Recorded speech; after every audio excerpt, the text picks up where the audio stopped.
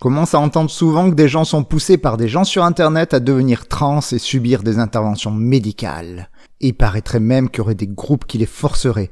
Je suis donc allé voir les études pour voir ce qu'il en était.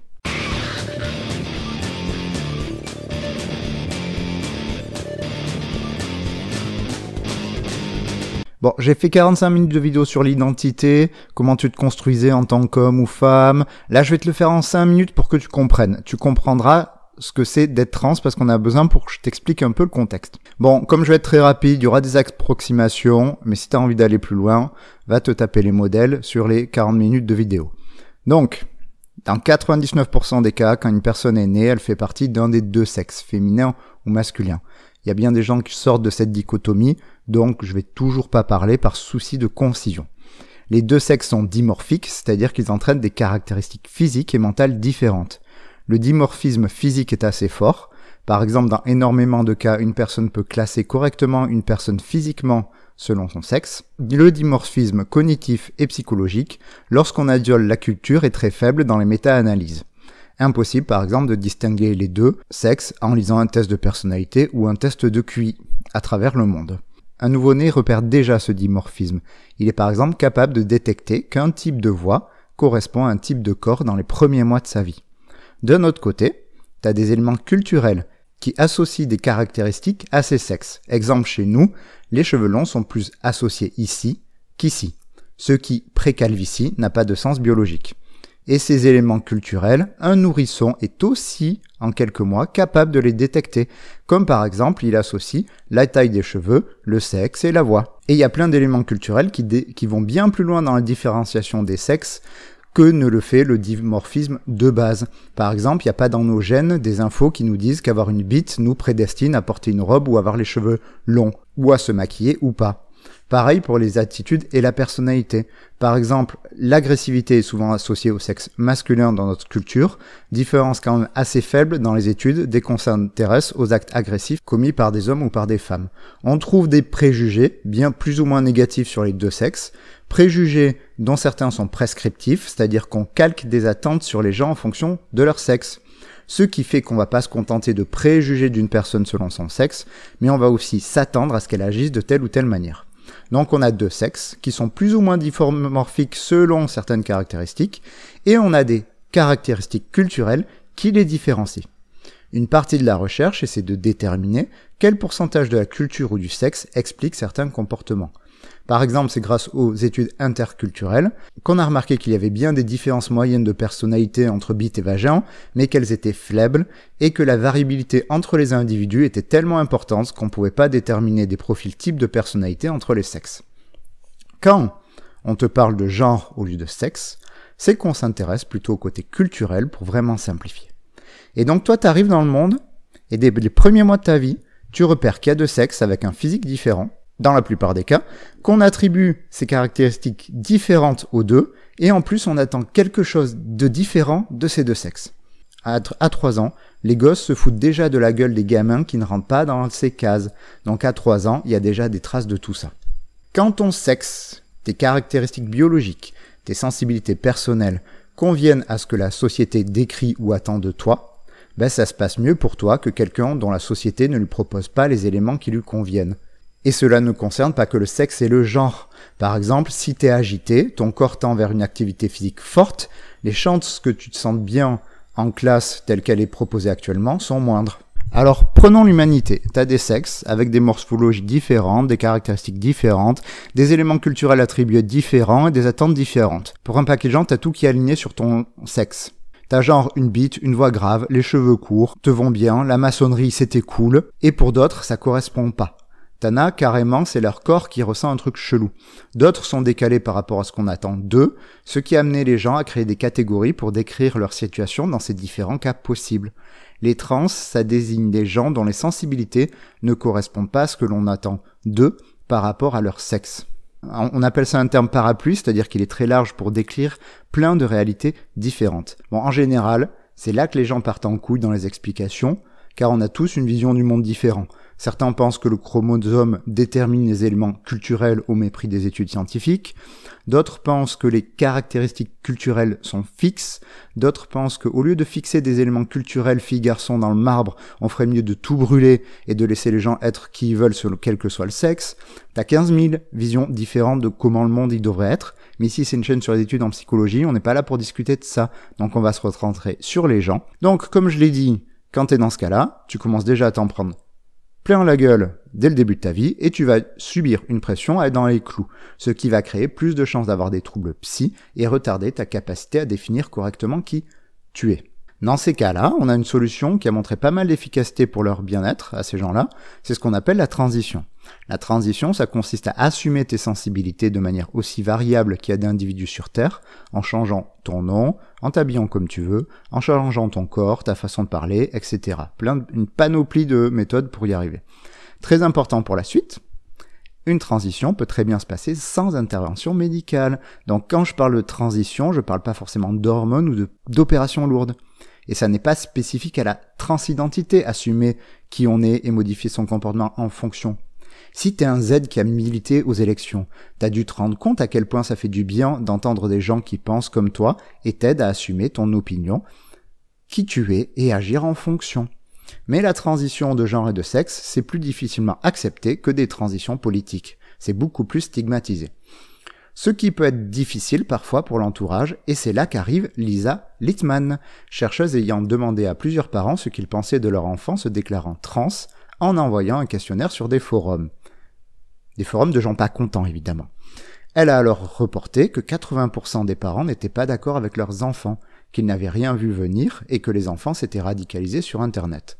C'est ainsi qu'est né le Rapid Onset Gender Dysphoria, l'idée que des gens étaient amenés, à cause de leur relation sociale, à se dire trans, et ensuite aller subir des interventions médicales pas du tout adaptées du coup. Alors, l'étude avait une méthode vraiment pourrie, donc on l'a mise de côté, mais le concept était lancé. Ça a été beaucoup repris et la question est là, est-ce que des gens peuvent se planter à cause d'Internet sur qui ils sont et aller prendre des hormones ou subir des chirurgies inutilement? Car oui, il y a potentiellement un problème de santé publique si des gens prennent des traitements pour rien. Bref, Littman, elle avait fait son étude pourrie, donc elle en a ressorti une autre en demandant cette fois à des gens déçus de leur transition médicale pourquoi ils avaient abandonné et détransitionné. C'est le fait d'arrêter ou de inverser la transition. Là, elle a trouvé que 20% des gens qui avaient détransitionné disaient avoir été poussés par des gens sur Internet. Si ce chiffre est exact, alors il y a un gros problème de santé publique, effectivement. Bon, Littman, elle a compris qu'il fallait étudier les personnes trans et pas leurs parents, mais elle n'a pas tout compris niveau recrutement, elle est encore allée chercher sur les sites de personnes mécontentes de la transition des patients pour son étude. Ce qui revient à faire une étude sur l'équitation avec des gens qui ont fini en trauma crânien à cause d'un cheval. Et donc pour vérifier les chiffres, je suis allé voir toutes les autres études, notamment sur la détransition et pourquoi une personne était insatisfaite de sa transition ou pourquoi elle pouvait être amenée à transitionner. Si des gens reportaient effectivement avoir été manipulés dans les études. Alors on va s'intéresser seulement aux transitions médicales principalement, car genre une personne qui tente le vernis ou les robes et puis s'y retrouve pas, on va dire qu'on s'en fout un peu, ça n'a aucune conséquence négative pour la personne, et tant mieux pour elle si elle a découvert des choses sur elle, même si c'est un mec qui aime pas les robes au final. Ce qui est bien, c'est qu'on a des stats avant la grosse exposition de la transidentité sur Internet, avec ce centre néerlandais montrant que dans leur suivi, on a à peu près 0,6% des gens qui détransitionnaient. Chiffre qui n'a pas augmenté entre les années 70 et l'année 2015 dans ce centre. Donc on a nos lignes de départ. Par contre, ce qui nous manque, c'est les raisons exactes des détransitions. On les trouve très sommairement dans l'étude, ça suffit pas. J'ai donc trouvé une méta-analyse, c'est-à-dire une étude qui réunit plein d'autres études, sur le sujet. Selon les études, les taux sont variables. On a pas mal d'études vers le 0,5% de gens qui ont transitionné médicalement qui regrettent. Le plus que j'ai dans les études, c'est quelques-unes qui parlent de 6%, donc chiffre beaucoup plus élevé. J'ai cherché les facteurs qui font que dans certaines études le chiffre soit plus élevé, mais les chercheurs n'en parlent pas directement. En tout cas, si on prend toutes les études et qu'on tente une moyenne, on arrive à un chiffre de regret de moins de 1%, ce qui fait assez peu pour des interventions chirurgicales. Ce chiffre ne semble pas se modifier du coup depuis les années 70. Donc actuellement, si des gens transitionnent par erreur, il y en a en proportion pas plus qu'il y a 30 ans. Donc on a un taux faible qui n'a pas varié depuis 30 ans. Donc ce dont on est sûr actuellement, c'est que même s'il y a une augmentation des gens qui s'identifient trans, la transition médicale reste un bon moyen d'aller mieux dans la plupart des cas. Maintenant, reste à identifier pourquoi les gens détransitionnent et s'ils le font parce qu'ils n'ont pas été matrixés par un lobby trans pour faire une chirurgie. La première cause de détransition selon les études, c'est les problèmes sociaux qu'entraîne la transition, comme le rejet de la famille, du monde professionnel.